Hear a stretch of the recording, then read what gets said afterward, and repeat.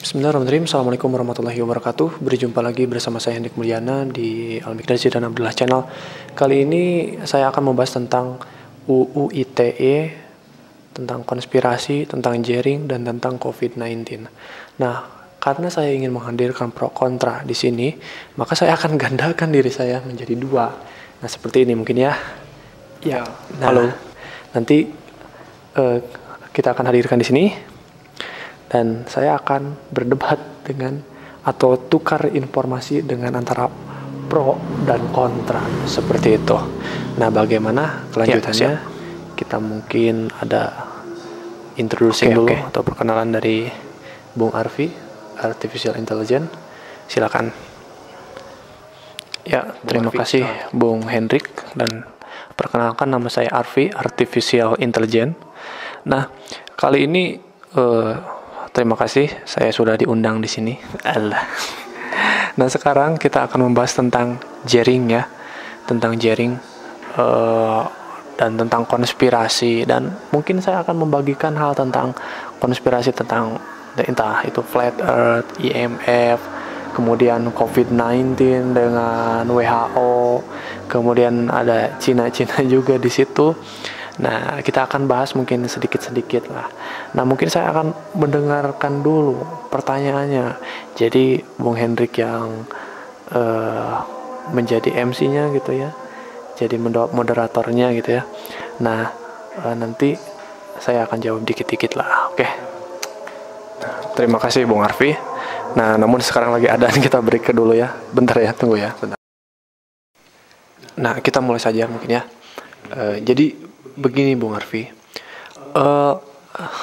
saya mungkin di sini akan menjadi moderator antara netizen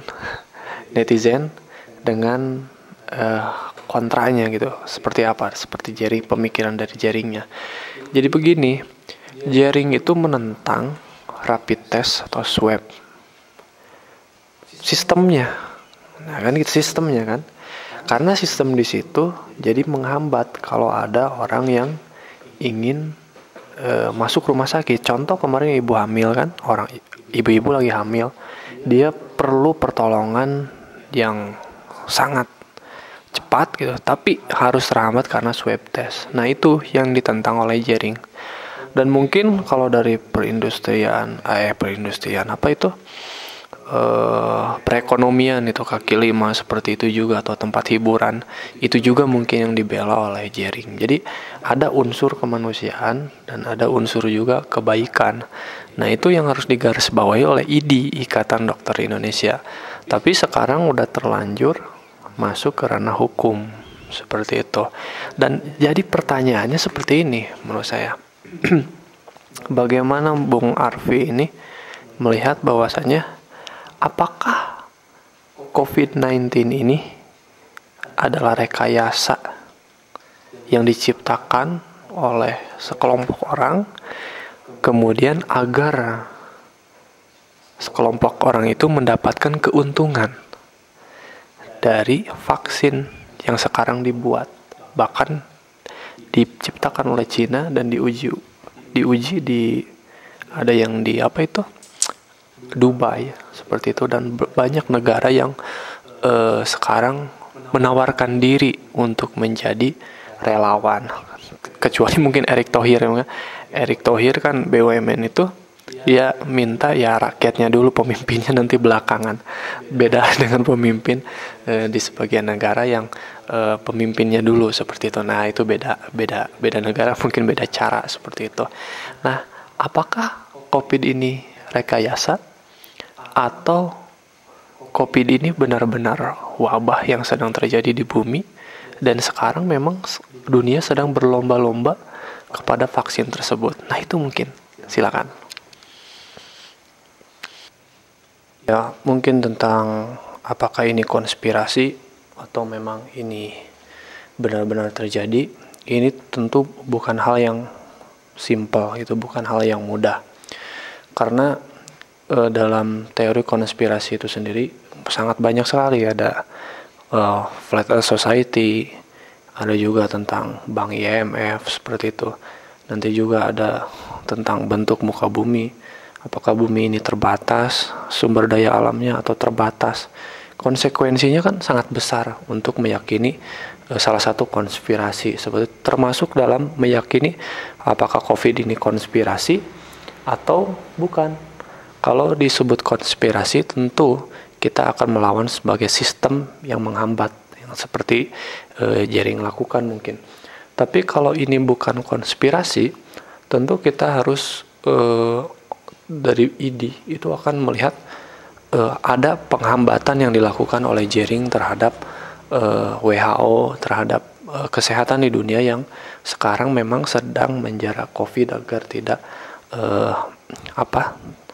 tidak mewabah terus menerus seperti itu. Jadi ada konsekuensi yang besar dari setiap apa yang kita yakini, apakah ini konspirasi atau ini tidak, seperti itu. Namun untuk apakah ini harus sampai kepada ranah hukum, ya tentu terserah mereka, karena UU ITE ada.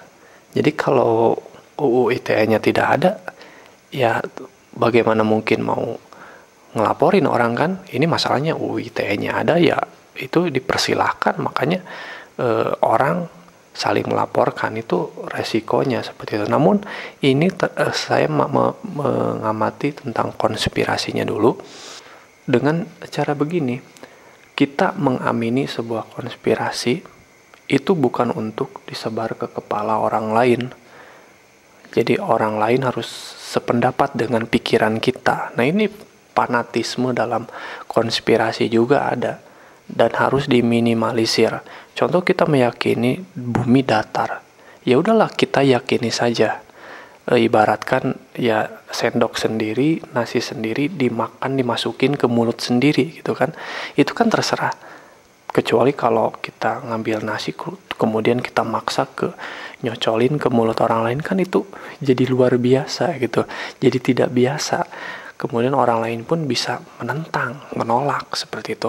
Nah, itu termasuk Jering juga tentang COVID. Bisa saja dia meyakini ini sebagai konspirasi, tapi bukan berarti harus diterapkan untuk kepada pemikiran orang lain. Nah, ini tidak bisa seperti itu. Jadi kita bisa mengatakan ini konspirasi, itu konspirasi, ini konspirasi, tapi tidak bisa memaksakan seperti itu. Jadi kalau ada sistem kayak kemarin yang terhambat gara-gara harus swab, itu saja yang dikritik. Tapi bukan berarti harus memaksakan, wah ini benar-benar konspirasi terjadi di dunia. Nah, itu mungkin yang terlihat gitu ya, antara konspirasi yang fanatik seperti itu. Jadi fanatik itu bukan dalam agama saja, fanatik bukan dalam sains saja, bukan dari neuroscience seperti itu, atau dalam agama tidak hanya seperti itu, tapi dalam konspirasi pun itu ada seperti itu. Dan menarik konspirasi itu, sangat-sangat menarik. Nah, mungkin ya karena udah malam juga, Bung. Jadi saya cuman bisa segitu mungkin ya menjelaskannya, tidak bisa begadang lebih lama karena harus kerja juga. Jadi saya sebagai artificial intelligence harus pergi dulu mungkin. Itu saja ya. Ya, wassalamualaikum warahmatullahi wabarakatuh.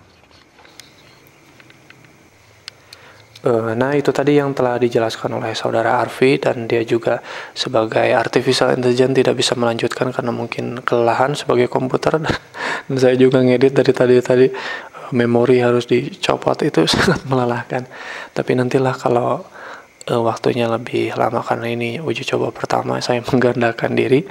Nah, untuk konspirasi katanya kita tidak boleh fanatik dalam konspirasi, tidak bisa memaksakan atau menyuapi orang lain dengan sendok kita kepada mulut orang lain. Tapi kalau ke mulut kita sendiri ya bolehlah. Jadi jangan memaksakan pikiran kita terhadap pikiran orang lain, mungkin seperti itu. Tapi kalau untuk kritik, saya sangat setuju dengan Jering SID ini. Kritik dia harus ya dibebaskan saja kalau menurut saya lah untuk mengkritik gitu. Tapi harus ada pelajaran dulu mungkin ya. Pelajaran sepertinya jangan terlalu seronok gitu ya. Seronok apa ya? Jangan terlalu lantang dalam mencemooh gitu. Seperti kalimat kacung, kalau dulu mungkin Ahmad Dhani sebagai kalimat idiot, kalau Ahok mungkin sebagai kalimat dibodohi, dibohongi. Nah mungkin kalimat-kalimat seperti itu mungkin diminimalisir dan kritiknya dipertajam, lagi agar dialektikanya tidak masuk ke ranah hukum lah, seperti itu. Nah itu saja mungkin dari video kali ini. Mohon maaf bila ada kesalahan. Jangan sampai ya, karena jangan main ke ranah-ranah hukum kayak gitulah. Di meja diskusi aja, bukan di meja hijau. Wassalamualaikum warahmatullahi wabarakatuh.